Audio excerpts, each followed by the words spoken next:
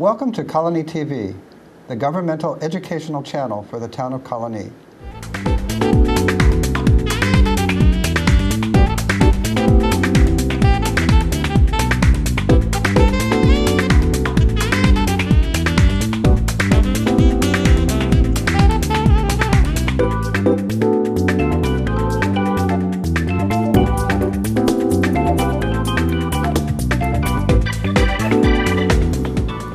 Welcome to Book Talk. My name is Joe Nash. I'm a librarian here at the Colonie Library. This is a new show for us. What we're going to be doing is talking to guests about one particular book. It may be new, it may be old, it may be fiction, maybe nonfiction. We're not sure yet. But for our first book and our first guest, we're going to be talking to Ari Kane about this book. It came out in 2008. It's called The Selected Essays of Gore Vidal.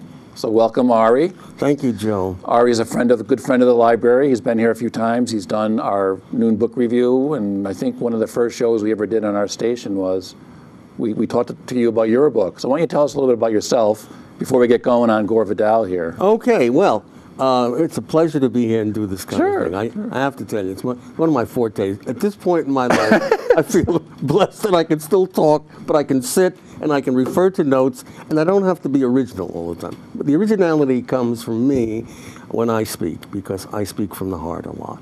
Sure. And so I want to pay tribute to what I think is one of our best American critics, a writer who was prolific in so many different spheres, elegant, and at the same time acerbic. Okay. And Gore Vidal, in my humble opinion, was really underrated as a major author and critic in the latter part of the 20th century.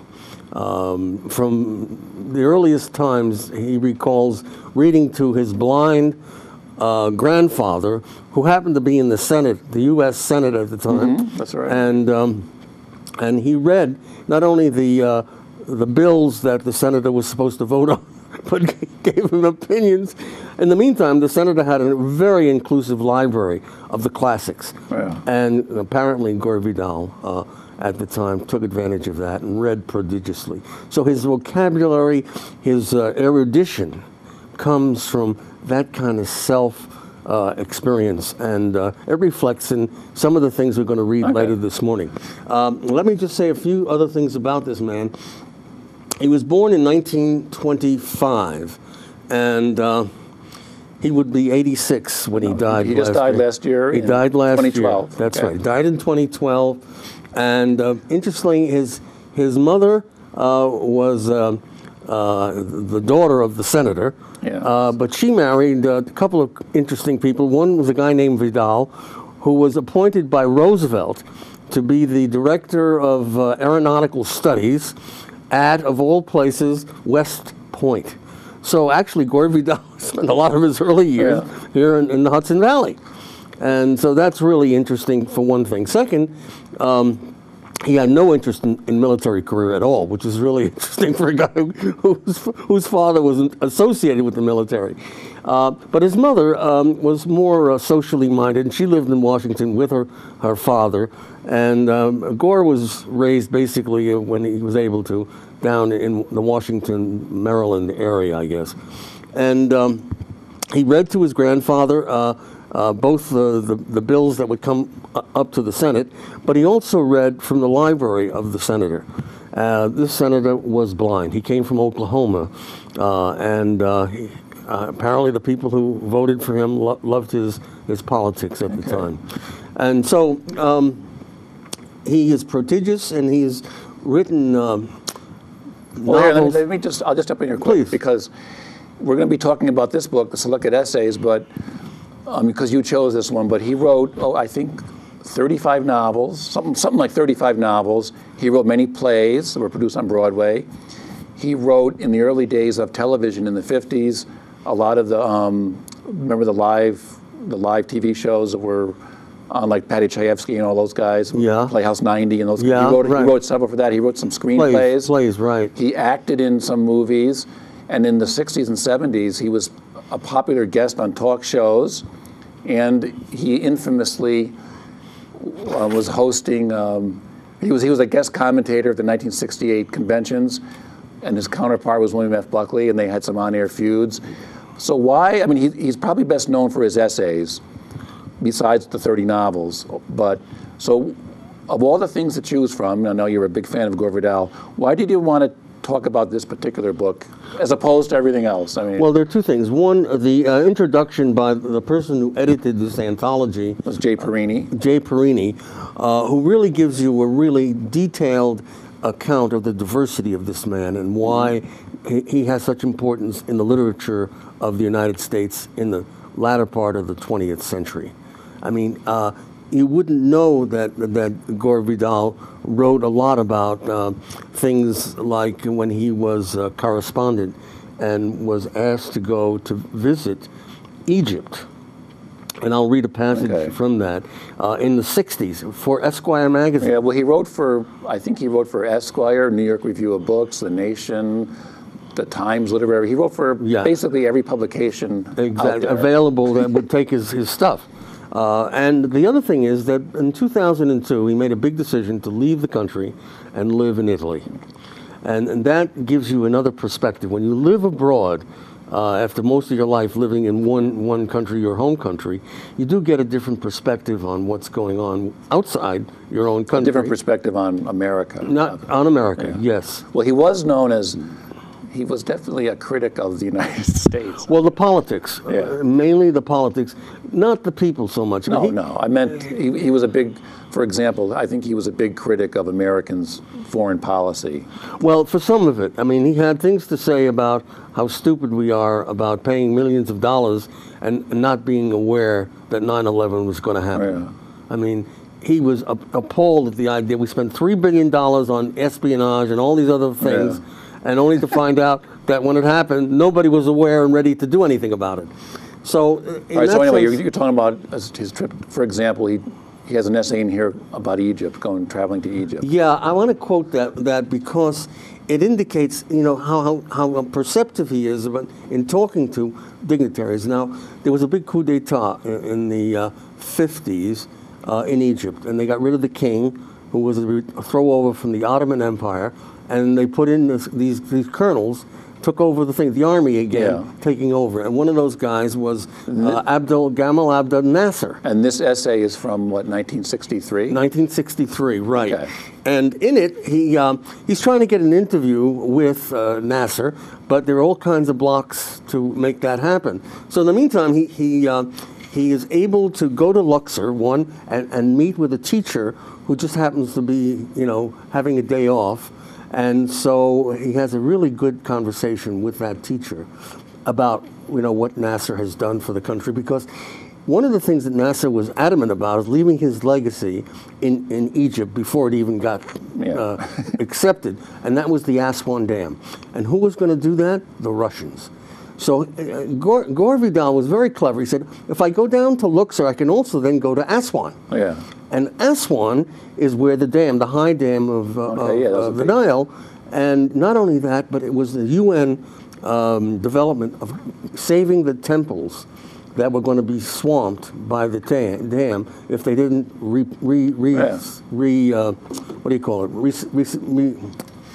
restore, not restore them. What's the word? You transplant them. That's the word, Joe. Oh, I don't know. Well, you take one of these temples, take it out piece by piece, and then remount it somewhere else on high ground. Okay, they took it out. They took it away from the flood area, and that's right. What do they call that? Oh, I don't know the word, but anyway, whatever the word is, Abu Simbel was one of them. Yes. I happened to be in Egypt at the time that he was there, but I never knew he was there. And I was in Luxor because I was on my way to Abu Simbel and see it before they started to dismantle it. So you were in Egypt in 1963 yourself? I was in Egypt in 1964, the year after. Okay. And it was the last year you could see Abu Simbel where it was, right on the shores of the Nile River. Okay. And so I'm reading this kind of thing, and I'm getting a flavor of this guy here. Let me read a passage to give you a sense of how... Well, he was known for his style, so this will be a good... when the British attacked us at Suez, I and these boys from the school, we took guns and together we marched to Alexandria to Suez to help our country. Now this is the teacher that he is having a relation with. And finally, half dead, we go back to Alexandria and we march in the streets to the place where NASA is. And finally, my uncle hears that I am here, and he and Nasser come out, and NASA congratulates us, we are heroes. Then I collapse and I am unconscious for 1 month, blah, blah, blah, blah, blah. It says, the Arabs are disaster prone. They would get lost or else arrive days late for battle. Okay. This is Vidal sort of assessing the anecdote that this guy is talking about. And he's right. First of all, Egypt is not Arabic. It is Muslim in one frame of it, but most of it's Copt. The northern part of Egypt is Coptic, which is a Christian faith. Yeah. But the power structure took over this thing with Arab, like the Arab Spring of the last year. Yeah. Same kind of thing. It's a repeat. Yeah. So he was a guy who saw this happening. He could write about it cogently, never saying that we're going to see new things happening. Nasser was the bright light for many of the intellectual Arabs at the time, mainly because this Farouk, he was a puppet, and he exploited the population. And most of the population was illiterate because they didn't provide any school education. So you're saying Gore Vidal is sort of already had perceived... He had perceived that nothing's really going to come of this, especially since they kept delaying getting the interview that he was promised when he went back up to Cairo. And so it goes on here, and there's another couple of things here.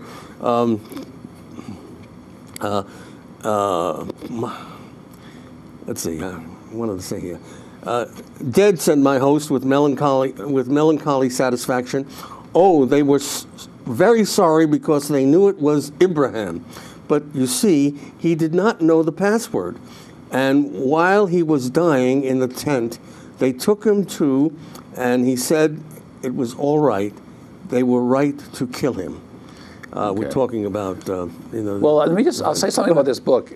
Please. This book is, in 1993, Gore Vidal won the National Book Award for a big, giant, massive book of essays called, the book was called, Essays, 1952 to 1992. And the book we're talking about now are selections from that book. That's right. Plus some essays he wrote from 1992 to 2008. So what is it about his writing in these essays, besides the subjects? What is it that you really are attracted to in them? Well, one, his use of vocabulary and his undertone of acidity in his writing. Yeah. That is, you're getting the cynic, you're getting the person who is disappointed in the glories that could be America but aren't, because of all the political folderol that goes on in Washington or wherever it goes on.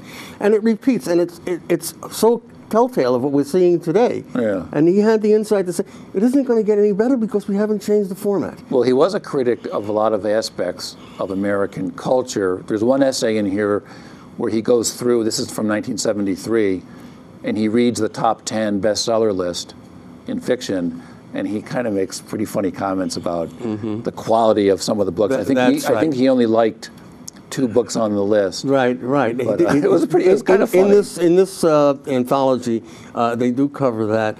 I didn't want to talk about the books that he assessed. Well, I know half this book is literary criticism, but I mean, but we can bypass that because you're more interested in some of his other ones. What are some of the other essays in here you found most interesting? The other essays that I liked had to do with pornography. It's a topic. Who writes about pornography in a way that you can read it without, going into catatonia about sex and whatever? He does it in a way that gives it a kind of not a. I think that's one of his more famous essays. Okay. Well, I'm trying to find that here. Where am I here? In the book in the essay on pornography, I just read a section of it to give you an idea of how he goes about researching how the things. Among the publishers of pornography, In parentheses, he writes, merchants of smut. And that was a term that everyone... Term that the FBI used. A guy named Maurice Gerodias is uniquely eminent. For one thing, he's a second-generation peddler of dirty books, known as DBs, as they called them on 8th Avenue. In 1930s, his English father was Jack Kahane, and Jack Kahane is a very well-known Hebrew name. And there was a Kahan in New York City related to this guy. Yeah. Anyway, he founded the Obelisk Press in Paris. Among Kahan's authors were Anais Nin, Lawrence Durrell, Cyril Connolly, and of course Henry Miller, who wrote The Tropic of Cancer, The Tropic of Capricorn. Well, you don't think of those authors usually associated with pornography. Yeah? That's right. But you couldn't bring them into the country in the 20s when they were published. Anyway, so the people would go to Paris or go to London and get. It was really kind of funny, of course. And then he goes on and says, well, this Maurice Gerodias, whatever his name is, continued Kahan's brave work. After the war, Gerodias sold Henry Miller in vast quantities to easily stimulated GIs. He also revived Fanny Hill, and then the terror began. Visionary dictatorships, whether of single men or of the proletariat, tend to disapprove of irregular sex. Being profoundly immoral in public matters, dictators compensate by insisting upon what they think to be a rigorous morality in private affairs. Okay. The Clinton affair, you know? Yeah. Any of those kind of things, we get incensed about it. Yeah, we know it goes on, not just in politics, but everything. Yeah. Well, you know, I think Gore Vidal he liked to call himself a conservative, but he's more of definitely more libertarian than. I think libertarian is the right word, not liberal. His liberality reflected his own free style. Yeah. I mean, he thought he really had pulses on many of the issues, both politically, socially, morally, and he would write about them in that vein, like he was a prince. And, you know, the prince from Machiavelli's days. Well, I think in one of the essays in here, he writes a essay called An Homage to Daniel Shays, he of the Shays Rebellion. Yes. And I think one of Gore Vidal's political heroes was Huey Long. So yeah, I think you get the idea of where he's coming from politically when you sort of see not only who he writes about, what he says about. Yeah. But he never used Huey Long. I mean, it was Robert Penn Warren who wrote the book All the King's Men. And then what Gore Vidal did was to take it apart, but point out that Huey Long was for the people. And even though his methods were questionable, it was the idea that the people were responding to the great, you know, Huey Long and All the King's Men. And Vidal appreciated that. He didn't make any poo-poo that the guy was a demagogue or whatever he was supposed to be. But he did some good things for Louisiana, which is the state he came from. The other pieces that I thought would be interesting to share. Now, in here, I think he has a great tribute. It's a very famous essay he wrote. It was a tribute to his friend, the playwright Tennessee Williams. Right. And I was going to further, but before I do that, I want to relate a story that comes up time and again, both in this book as well as in one of his memoirs, the Point to Point, the second phase of his autobiography, if you will. He was in Italy at some time after the Second World War. And in the 50s, there was a very well-known philosopher who used to be a professor at Harvard, but I think he retired, or he was only a visiting professor, and most of his work was done in Europe. His name was George Santiana. Now, Santiana lived through the Second World War. The philosopher. And he lived in a convent. He was given a special dispensation, the Blue Nuns Convent, somewhere up in Assisi or someplace like that. And there he stayed during the war and after the war. And so Gore Vidal found out that he was there, and I forget whether it was Tennessee Williams who actually suggested we go visit him. Okay. And so he did visit him. And Vidal mentions the one thing that was so important about that visit. He said, my boy, what was the way it was said? Those who do not study history are condemned to repeat. Well, that's the his past. famous. That's quote, Santiana's yeah. quote. Okay, yeah, yeah. And of course, he didn't know that. It was interesting, but he followed that sense in his writing. And so that gave me another insight into a man who really looks at sources, that he doesn't just write from the top of his head. If he takes a novel, makes a novel out of something like Lincoln, he has some good factual things to insert in the book, so that you get a really realistic picture of what was going on at the time of the Civil War. Well, he wrote a sequence of 7 novels called, I think he himself called it like American Empire. The first one was the novel Burr, and then Lincoln, 1876, That's Empire. right. There's a whole series of these. And you were telling me something about his novel Lincoln. What did you want to say about the novel? Well, Lincoln, you see, at the time, was living in Washington. There were all kinds of fifth columnists running between Virginia and Washington, passing information that would come out of White House meetings to the South, and that would get down to General Lee, and then they would figure out how to maneuver to get to this place for a battle or whatever. And Lincoln was totally oblivious to that. He had no idea that, I mean, the kind of, not like today, you know, if we had cabinet meetings and people started to, you know, tell people that the President X is going to be doing this next week, and well, now we live in the instantaneous. well, this is the 21st century we're talking about, but in the 20th century that wasn't, and in the 19th century even worse. Yeah. And Lincoln was perceptive enough to know that he couldn't keep it under his head. Somebody was going to spill the beans on him. But the key was he was one step ahead politically, and Vidal picks that up in the narrative when he's talking to Calhoun or he's talking to some other senator about how to get the 14th Amendment passed and manipulate senators, giving them money. It's almost like So how did his novel Lincoln compare with this new movie that's out now? Well, I thought, of course, Daniel Day-Lewis was an incredible performer. I mean, he studied Lincoln, he studied the articulation pattern, the movement, the studied reflection, and he portrayed it.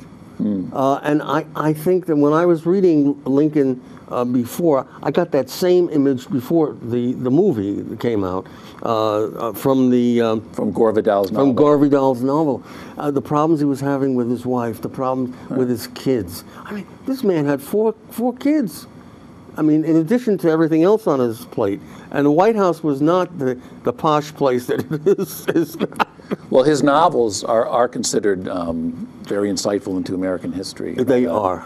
And that's why I think it's so important for us to read him and make him part of the curriculum of least undergraduates and perhaps high school literary classes, because he commands some thoughtful reflection. He also gives us some idea about the style of writing. There's one kind of writing that is, you know, quite a quid pro quo. I did this, I went there, and then I found out that blah, blah, blah. His style is that, unbeknownst to the world, we are being undermined by fifth column forces. And all of a sudden you see the mystery of things taking place. So his style opens up to you this sense, you know, what is this man really going to say about this stuff? And he has things to say. And I'd like to go to, well, not to Bird, to Tennessee Williams, but to this essay he's got on Bush policies. I think that Okay, this is the essay. This is one of his Black last. Tuesdays. This is called Black Tuesday, or Black this is Tuesday. from the essay Black Tuesday from 2002. Right. After 9/11, I think. That's right. This is Right. part of. He wrote a famous pamphlet about 9/11. I think that's part of it. But Okay, let me read. According to the Quran, it was on Tuesday that Allah created darkness. Last September 11th, when suicide pilots were crashing commercial airliners into crowded American buildings, I did not have to look to the calendar to see what day it was. Dark Tuesday. I was also not surprised that despite the $7 or so trillion that we have spent since 1950 on what is euphemistically called defense, there would there would have been no advance warning from the FBI or the CIA or Defense Intelligence Agency about this calamity. All right, well, that gives a good sense of his writing style. It does, it does, and you can go on with this, but at the end of this but I think that essay was one of the very first, I think, more famous critiques of the Bush, and I think at the end of this book, he lists. Everyone thinks since World War II, most people would say we've been involved militarily in a handful of wars or clashes, and he lists about 20 or 30 wars. He lists about 20 or 30 pages of incidents where our military was involved. Exactly. That maybe people don't even know about. So, and he was a big critic of the foreign policy. His term was, we are at perpetual war to deal with perpetual peace. Well, that's like a George Orwell. Yeah, an Orwellian philosophy. So he was so aware of it, and he has some things to say about Bush, and I just want to quote this one here. The Bush administration, though eerily inept in all but its principal task, which is to exempt the rich from taxes, has casually torn up most of the treaties on which civilized nations subscribe, like the Kyoto Accords or the nuclear missile agreements with Russia.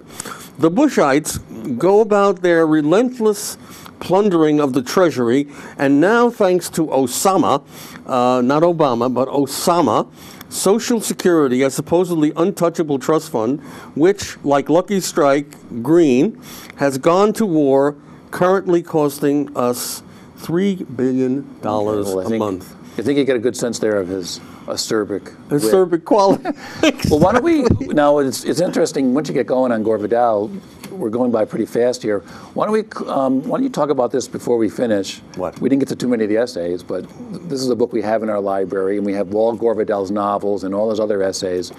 One thing you were telling me before we started, he's very famous for his stance on homosexuality. What would you like to say about, was he sort of a hero to the gay movement, or no? He was never a hero, but just talk about his very early on. Once the war ended, he was taken to writing. You're talking about World War II. World War II. So he was open. And back his first before people novel was called *The City and the Pillar*, and it's about the life of a young homosexual man back from the Second World War and all the things that befall him, because he turns out to be gay and not mixed or straight.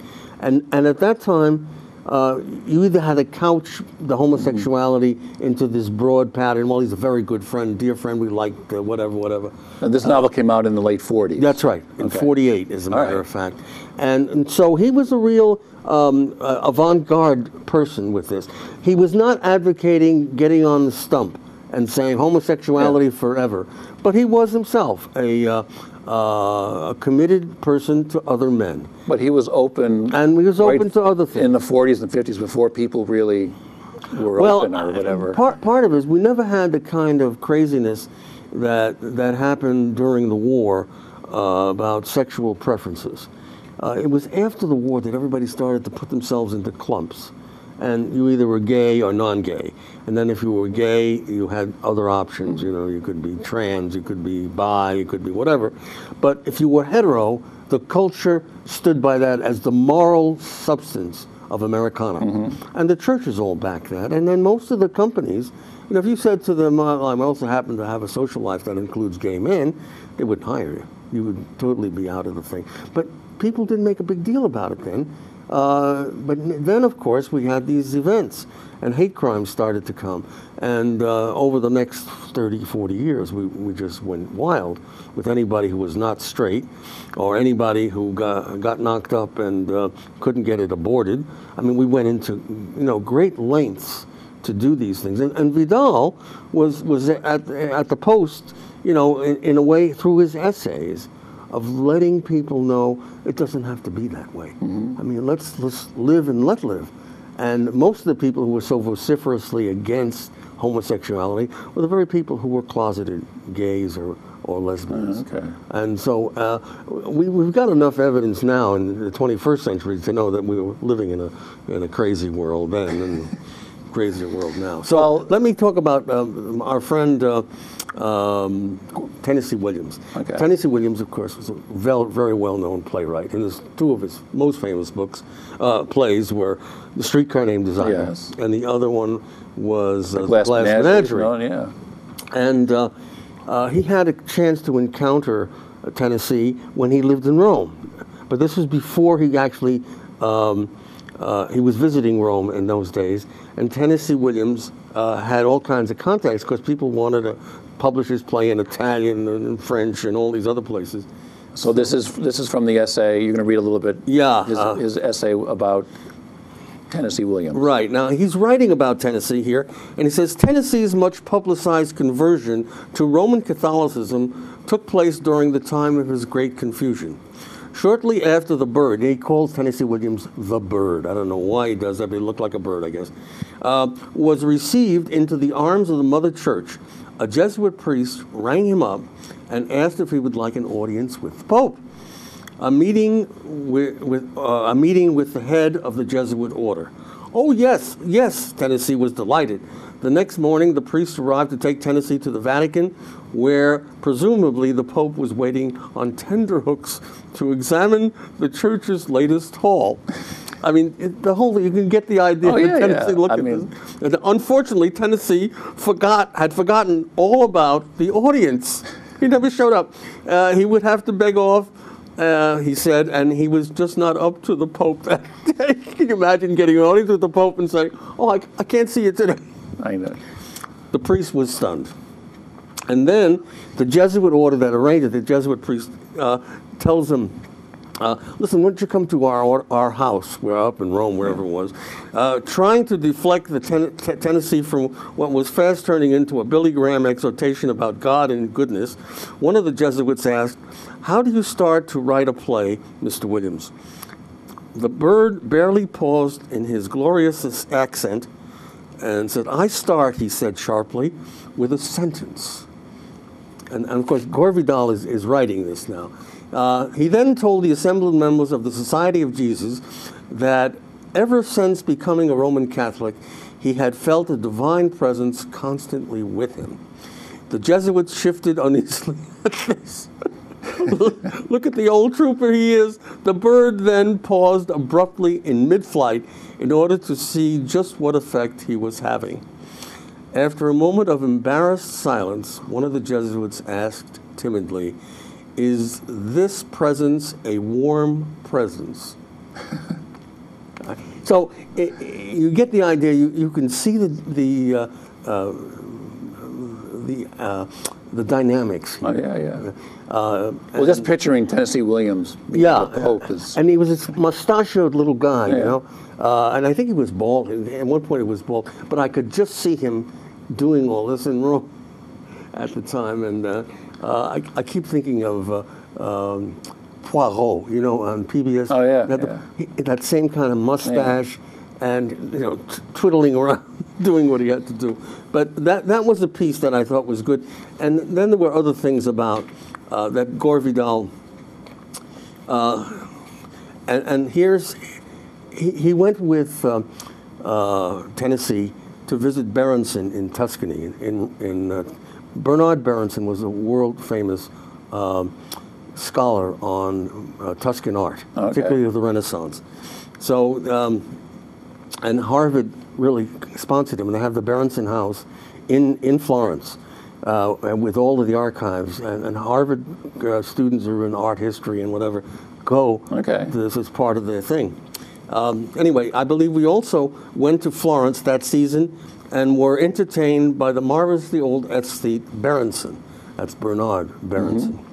No, that was something else. And then one afternoon, Gore took me to the convent of the Blue Nuns. That's when he met Santiana, to meet the great philosopher and essayist.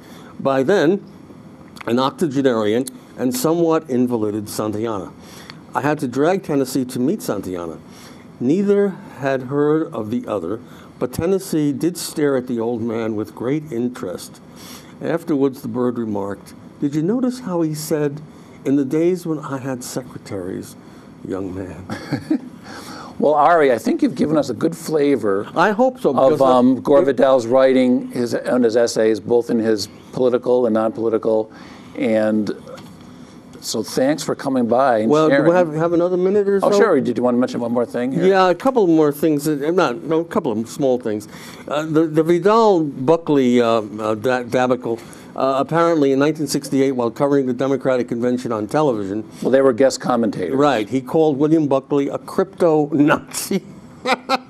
Buckley responded by calling Mr. Vidal a queer. Well, I think they almost had a fight on the air. Yeah, and the two were in court for years. And in the 1971 essay, he compared Norman Mailer to Charles Manson. And a few months later, Mailer headbutted him in the green room while the two were waiting to appear on the Dick Cavett show. So, I mean, this guy, he spared no punches. If he thought somebody was a spade, he'd call him a spade without any compunctions. Well, I think there are the YouTube clips and the Dick Cavett shows. You can actually see some of these confrontations. But there were several of these altercations. Yeah. He did one with Truman Capote, and in 1975 he sued Truman Capote for libel after Capote wrote that Mr. Vidal had been thrown out of the Kennedy White House. Mr. Vidal won a grudging apology. Okay. Not that internecine stuff between authors and... Well, him and the Buckley thing, they both wrote articles about each other. Right. And they sued and countersued. Okay, well, that's another aspect of Gore Vidal. So he's a fascinating character. Yes. He's not just a mannequin. Okay. And then his relationships with the Auchincloss. Auchincloss was the stepfather of Jacqueline Onassis Kennedy.